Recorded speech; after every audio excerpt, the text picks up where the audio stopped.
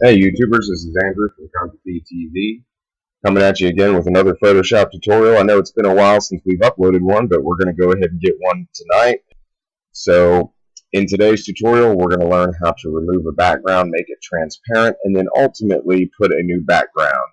So I have preset and selected my photo. Make sure you copy and duplicate your photo. That way you have the original somewhere in case for some reason this one gets all out of whack and then you don't have it.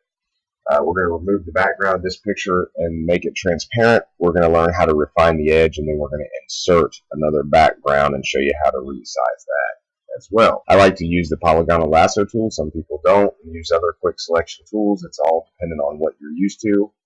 And again, we're going to do this rather quickly. The more time you take on this, the better it's going to be. So we're just going to give you the general principle. I'm going to start on the left-hand side of my photo and start selecting my hand. You want to make sure that you use as many clicking points as you're comfortable with. That way, in case you have to back up because you've made a mistake, you're able to do so. Make sure that if you do have to back up with the lasso tool, that you use the backspace key and it will go back one spot where you've made your anchor point. When you're selecting the hair or going around objects that are round, you want to make sure that you get as close as you can, but not make it look like you've chopped off a portion of their head. So when you get to hair that's frayed or sticking up or calyx, you can go ahead and kind of have fun with it and click around and try to get as many straight lines or little edges of hair that you can. It's not going to be perfect, but for the purposes of this video, you can kind of get where we're going. And once you get better at it and you start using different tools that are more advanced, you'll be able to learn how to select hair a little bit better. It's one of the most aggravating and time-consuming portions of Photoshop when it comes to hair or editing these photos. Again, this is a straight line tool and an angle tool, so it is not perfect, but it is one that will work very well for objects other than hair. When you have women that you're editing photos of, a lot of times their hair is a very, very difficult part of Photoshop to edit, so I would not recommend using this tool for that.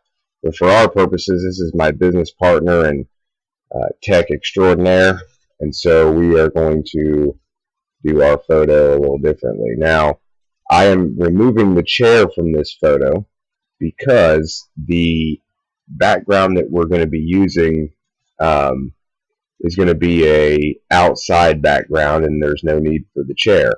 So instead of the immediate background, I am also removing that portion as well. And I'm going to get as close as I possibly can for the time that we're using. So we're probably going to go ahead and speed up the film. Alright, now I've got all my anchor points set where the body parts are around my face and my shirt and things like that. So I'm going to go ahead and select outside the area. And again, you can move up the anchor points and you can go back and forth. So what I'm going to do is I am going to move my anchor points up, and by dragging the lasso tool up, it'll automatically move your frame up. So I'm going to do that, and then I am going to refine the edge. So what I want to do is refine the selection that I've actually made by going around here and going up to the point where it shows the circle on the lasso tool, and once I click, it makes the selection. Once the selection is made, I can click Refine Edge. Now, what will happen is it'll make the background white. Now, you can see some of the rough edges that are around this picture. And like I told you, I tried to select the hair the best I could. However, we can smooth and kind of get this picture touched up as much as possible. The first thing I want you to do is click Smart Radius here in the box where it says Edge Detection. Smart Radius, you don't want to go too far because what it'll do is it'll deteriorate the photo like that. So that's at 1 pixel. So if you go back to about 0.3, well, let's go to 0.2. See, we're still losing a little too much. So keep Smart Radius selected, and depending on the size and the quality of your picture, you are going to want to move that up and down. However, I don't recommend going past 1 pixel because the size of your refinement area will cause the deterioration in the picture. You need to play with smooth because it will get rid of some of the jagged edges, like you can see around my ear right here that it didn't have. If I take it back down to 0, you can kind of see where it's choppy, making me look like an elf. You go to 14 or 15, it smooths it out. I don't recommend going past 1 pixel in feather either because it will start deteriorating your photo and putting edges in there that weren't in there before. Contrast, you can kind of play with that. It'll put edges back, but it'll also deepen the picture. So, I would stay around the 20 area depending on the size of your photo again. The shift edge is a really cool feature. I go back to about 30 in the 30s. And what that does is that just brings down the rough edge. Now you see where his hair was, and we brought down the rough edge, so it still makes his hair look natural and not as choppy, even though we were using a straight line tool. In order to get the image to be transparent, I always select Decontaminate Colors. Again, it's going to give you a new layer with a layer mask so that if you need to bring something back, you can without damaging the photo or losing anything. And then you can always delete that layer if you don't like what you've done. The Decontaminate Colors also will allow you to fix hair and put color back in hair if you need to. However, in this photo, we're not concerned with that at this point. So once you're done playing with these settings and getting the edges as smooth and as correct as possible, go ahead and click OK. And it will immediately make the background a transparent.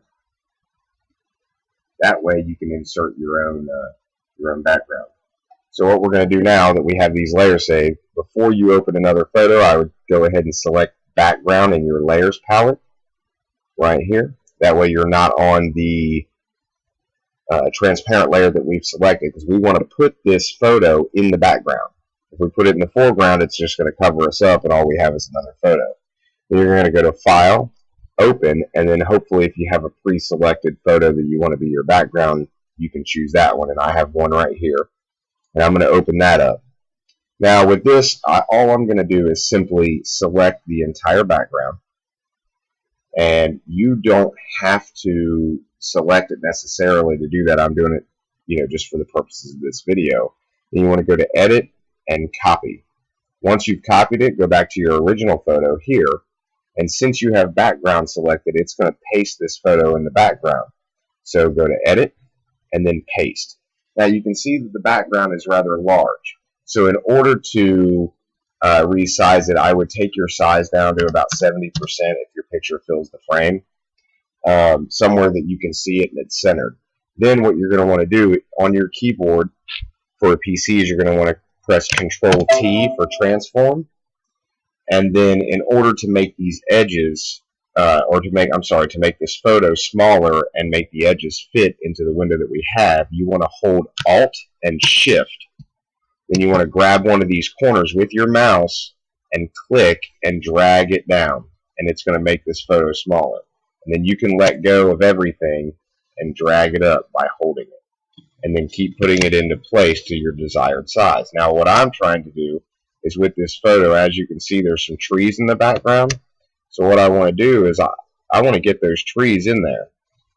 So now that I have it as large as I want it, I have these sides here that are still transparent. So instead of holding Alt and Shift, just go to your side brackets and drag it over until you get to the edge. Now you can see some of the trees in the background. It kind of looks like our photo was taken where somebody was holding a camera against a blue sky. There's some trees in the background, but we look rather large compared to these trees. So because of that, if we want to expand that, we want to hold Alt and Shift again and drag it up, and then pull your trees into the frame by moving it up. So now we look a little bit more like, we're far enough away from the trees and they're in the background, but the trees obviously are still bigger than we are. So that's what we're going to do. Now, once the photo is done and you have the background shaped and sized to your desire, you can go ahead and click off the screen or click, the rectangular selection tool or whatever it may be, and it's going to ask you if you want to apply the changes. If you do this, you can always go back and change it. You do not have to keep it the same. You can go right back and change it by pressing Control-T if for some reason you want to later on resize it. So click apply, and now the photo is applied. You can see that me and Vladimir are superimposed in the picture. It looks like the picture could have been taken with us, sitting there. The edges are refined enough. However, the softness of the background and the hardness of our faces and our images in the foreground, they just don't contrast right. So what some people may do is you might want to go to your image adjustment layers, and you can click background, which is me and Vlad, and it's the one that we originally had selected. And you can go to images, and your adjustments are not selected here because there are multiple layers in the background. So what we need to do in order to change that is we need to go to File, Save As, and you can make the image a JPEG. Okay. Once you make it a JPEG, you can title it. You can title it anything you want. I can do Andrew and Vlad, and you can actually name it something like Test Number 1. And when you do that, you know that it's not a finalized picture.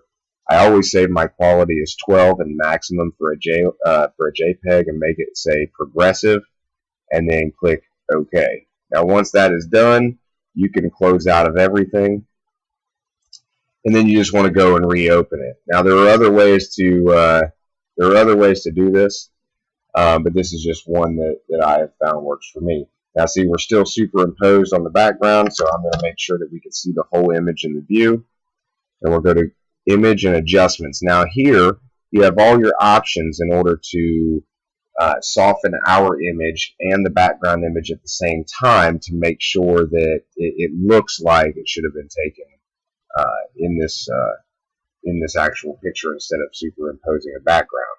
Your exposure is going to darken or lighten things. Your offset is going to go ahead and make us or the certain parts of the greens in the backgrounds lighter or darker. And your gamma correction is going to take the different types of colors and make them softer or lighter, darker, and harder. So when I move the gamma correction up, it actually darkens the back and me and Vlad's tone to the picture, so it looks like it could have been taken with the same light source and the same in the same setting as the background. So that's how we do that. You have to play around with it, and once again, the more time you spend on it, the better it's going to look. But in the interest of this tutorial, we're just trying to show you how to insert a background and make it transparent. This is a copy feed Photoshop tutorial, and if you enjoyed this tutorial or you found it helpful, please comment or subscribe. Send us an email if you have questions or comments.